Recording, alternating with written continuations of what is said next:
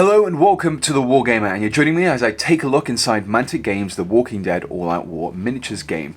Now this is the starter set for All-Out War, and it's based around the Walking Dead comic book series, not the TV series. And when we're flicking through the rulebook, you'll notice a lot of artwork has been taken from the comic books. Now this set contains everything you need to start playing the game, including some of the miniatures. Now before I actually look at everything individually, let's look at the box first. If I just take this lid off, you can see we've got some of the characters there in this plastic window, but if I just remove this lid first of all, we can see that actually this box is really well thought out because everything has its own place in this tray. So as you can see, I've taken everything out of the wrapping, and this is pretty much how everything would be stored. So you actually get these cards here, and each of those has their own little section to place them in. Very well thought out indeed. We also have individual places to put all of your walkers, your characters, your dice, and also your tokens underneath. And then if I just lift this box up underneath, you can see we've got space for everything else under there as well. So very well thought out box indeed. So let's first of all start by taking a look at the rules. Now first of all, we have the quick start guide. Now this gives you everything you need to know in order to play All Out War, at least the basic rules anyway, and explains it via the form of what is almost like a battle report. It kind of explains the process and what dice rolls are required, and then what dice rolls were actually received, and then how to react to them. So you could actually read through these without even playing the scenario and get a good idea of how the game is played. Now everything's all annotated with these diagrams as well to make things a little bit clearer. And then once you've got through the first scenario, it actually gives you a second scenario, which again introduces a few additional rules such as shooting and also survivors versus survivors. And it basically just gives you a really good overview as to how the game plays, and really helps in getting you playing the game initially. So that's the first rulebook. The next rulebook that we have is the actual main rules itself. This is a little bit more hefty, but it does go into more detail and cover a few more areas. So we have all the basic kind of concepts of the game: noise, mayhem. It shows you the cards that we'll be looking at later, what the dice rolls mean, how to do combat, things like that. Everything again is all nicely annotated, you can see here. Quite simple and straightforward rules. The actual rulebook itself is only around about 36 pages long. And some of those are actually scenarios as well and additional rules. So it's very simple and straightforward. Very quick and easy to learn. Didn't take me long at all. I played through the quick getting started games in around about an hour, and I had a really good grasp as to how the rules worked. So that's the rule books. Let's move on to some of the tokens and dice. So here we have a selection of the dice and tokens available in this game. Now first of all, we have the dice. The first one is the nerve dice, and this is what happens if one of your survivors panics. You roll this dice, you consult the symbol, and that has a different effect. They can scream, they can lie down, they can do different things depending on what that dice roll is. We also have this black dice here, which has 3 shields and 3 blank spaces, essentially a 50-50 dice, or a D2 if you wish. And that's basically used for a lot of the time for determining whether or not a character stands up, and for other situations as well. And we also have these combat dice, and these combat dice come in 3 different colours. We have red, white and blue, and the red dice tend to have the lowest values on them. So it has 2 blank spaces, and then at most you're going to get a single double face there. The white dice have a single blank space, but then also have 2 double spaces, and the blue dice have no blank spaces and instead have 2 doubles and then a single triple as well. So basically, if your characters are better, you'll either roll more dice or a higher colour of dice.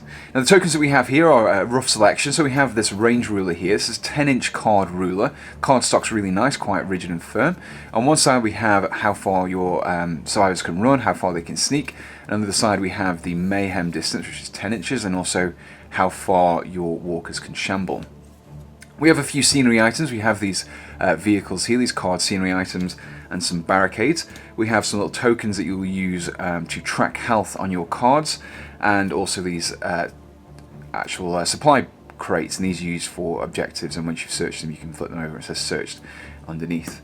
This is the initiative token. This switches play between players between the turns, and whoever has this will activate their players first.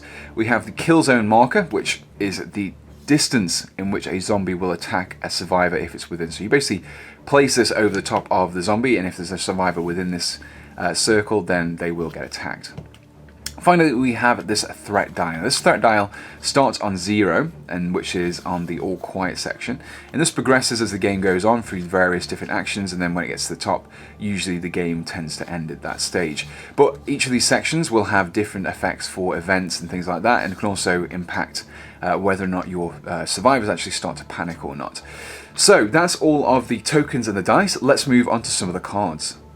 Now here we have a selection of cards available in All Out War. Starting from the left, we have the equipment cards, and these are basically chosen before the game begins, and you can see the point cost at the top there. You use these when building your gang up, and they basically give you weapons or things like bandages where you can heal your characters. Next up we have the supplies. Now these are pretty much similar to the equipment cards, except from these aren't bought. These are found in supply piles, which we saw the token for. You search for these. Again, it tends to be weapons, equipment, but there's also a few other items in here, such as the lurker. And if you draw the lurker card, then you actually get attacked immediately by a zombie. Next up we have the event cards, and these event cards play off the same principle that we saw on the threat counter, and then as that increases, you read off a different effect on the card. Now this particular one can actually cause more walkers to appear, or it can make them start moving around. You basically take it in turns to control the zombies yourself. So one player will control one gang, another player will control another gang, and then the walkers will basically either move to the nearest survivor, or you will choose a survivor that you can move towards. So it's really good for changing different effects during the game. For example, there's a car alarm one in here, and in personal experience that was very useful because the actual car alarm went off away from where my survivors were, and it drew all the zombies towards that particular car. Very useful indeed. Next up we actually have the character cards. So these are the character sheets that you'll reference when playing the game, and we have one card for each of the characters. We also have the zombie one here, which is basically a stripped down version. Now these cards contain all the information you'll need to use your character. So we have the dice listed here. We've got the melee attribute of Rick Grimes, the shooting attribute, and the defense as well. We also have how high their nerve is, and also this is how many wounds they have. And you essentially move one of the tokens along. Just bring one of these tokens in. You move them along like so to represent how many wounds they have. And any special rules the character may have is also listed on here, as well as leader abilities also. We get several of these cards, enough for each of the survivors that we actually get in this box set. So that's the cards looked at. Before we move on to the miniatures, let's look at the gaming mat that you get in here. Also inside the box you get a paper gaming mat. Now, this folds out into a 20 by 20 board. As you can see, you've got this like road section with a small grass verge as well. I'm only going to fit 10-inch square section on here, but it's quite nicely printed. It's only on paper. It's like a poster material, which means it probably will rip and tear, and it does have the creases in as well. It'd be nice if this was the gaming mouse mat material seen in things like Dead Zone, but unfortunately it's just paper. So it's great for actually getting started with the game. You've got an area marked out already. It's a little bit better than just a plain old kitchen table, but I probably would recommend either putting a board together yourself or investing in the rubber mouse mat version instead. So this brings us to the miniatures themselves that we get in All Out War. Now they're all pre-assembled and they're all made from hard plastic, which means that they're a very easy and nice material to work with. It's not like metal, not quite heavy, but still very well detailed miniatures. In this star set, you get 6 survivors, including their iconic characters, Rick and Carl Grimes. Now, you also get 12 zombies, and these zombies are really nice because they're all individually sculpted. You don't have a repetition of a miniature throughout the whole set, so it's really nice and unique, gives them a unique feel to them, rather than just having a horde of identical zombies on the table. The miniatures themselves are really nicely detailed indeed, very true to their character from the actual comic books as well. In fact, if you're a keen Walking Dead comic book reader, you'll probably recognise a few of the zombies directly from the pages of the comic books themselves. Now, one of the great things about the set is that the miniatures all come pre-assembled and pre-based, which means you can actually get playing with them immediately. You don't need any hobby knives, clippers, glue, or anything like that to actually get your miniatures on the table and get to gaming. However, one downside I did find when playing this game was that a lot of the miniatures tended to blend in with each other. You couldn't really easily identify which were the survivors and which were the zombies without applying some paint. It would be nice if straight out the box the survivors were maybe a slightly different colour than the zombies, because it would make identifying them easily on the board much easier. Apart from that one minor downside to these miniatures, which can easily be fixed by painting them up, the miniatures themselves really are fantastic, and I really can't fault them for anything else. So now that we've seen all of the miniatures in the box set, let's move on and get an overall summary for this starter set. So it concludes my look at The Walking Dead All Out War. Overall, it's an excellent start set if you want to learn the game. Everything you need is included in here. You don't need any prior knowledge of war games or any additional materials or tools to actually get your miniatures assembled either. They're all as they are in the box. I've also had a few goes of the game itself using the miniatures and items in here. It really is very easy and simple to learn. The mechanics are nice and straightforward, but they still offer some really interesting gameplay elements, such as the event cards and also the way that the walkers work. They're not actually controlled by a player, they're operated by a pseudo artificial intelligence.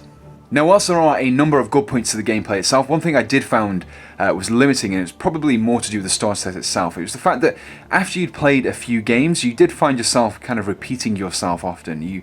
There wasn't really much variety allowed after you've learnt the initial game. So you probably need to bring in some more expansion packs to add some more survivors, some more zombies, some more locations, things like that, just to kind of expand the game out itself. But what you get in here is great for starting out with, but as kind of a long-term playing set of miniatures to play with, you're probably going to struggle. Now, this particular set is priced at £35, which in my opinion is really quite a good price, considering you get the amount of miniatures that you get in here. They're nicely detailed. You also get your dice, your rulers, your card tokens, your rulebooks. Everything's already included in here. You don't need anything else apart from what you find here. So what I'll do is I'll pop a link in the description below, which takes you directly to the Mantic Games Webstore, where you'll be able to pick this up from them, or an additional link which will have a store locator. You can find out where your nearest stockist of The Walking Dead is. If you enjoyed this unboxing, please do let me know in the comments below, along with whether or not you'd like to see me tackle some of these miniatures in some future painting tutorials. So until next time, thanks for watching, and goodbye.